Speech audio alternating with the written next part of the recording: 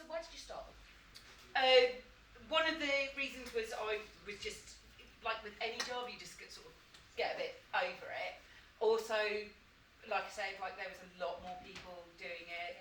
Yeah. A lot of guys wanted a lot more things for a lot less money than I was prepared for, because there were just people who were desperate and, you know, were doing things like that. And also, like I wanted to start talking about it a bit more. Was that always kind of in the back of your mind with it? No. Because you were doing comedy, then major, and this, you didn't think of it as material as you were doing it? No. So I signed up to do a comedy course when I turned 30, which was also when I was like, right, I'm retiring now. This is it for me. I'm hanging up my rainbow toast socks. Yeah. Hanging up my stockings and gussies. So I started doing a comedy course, and I was just talking about like dating and stuff. And it honestly didn't hit me to start talking about sex work until I saw what the rights were. I'd never paid any attention to what the laws were around sex work. So what are the laws? So the laws, and you talk about this a lot. So what are the laws? So at the moment, it's legal to be a sex worker, but only if you're working by yourself.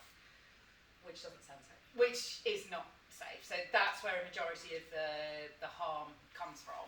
So if you were working in a flat, you can only work by yourself. If two women were working together, and it is women and LGBTQ, like straight men can work together, absolutely no problem. But women can't. So if you were working in a flat by yourself, then you can get arrested. If you put adverts out, then that's also illegal.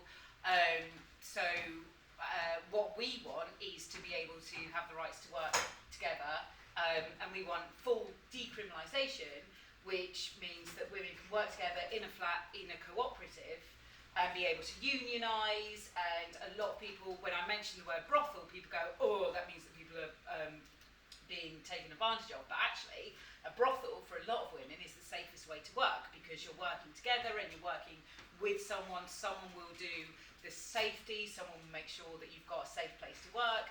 And we want to be able to decriminalise those, but also not like we've got in Germany, where you've got super brothels and that's the only way people can work. We want to eradicate a lot of police powers around sex work, and to have full decriminalisation, which means the clients aren't penalised, the women aren't penalised, and we can work together in safety without worrying about being persecuted or prosecuted. I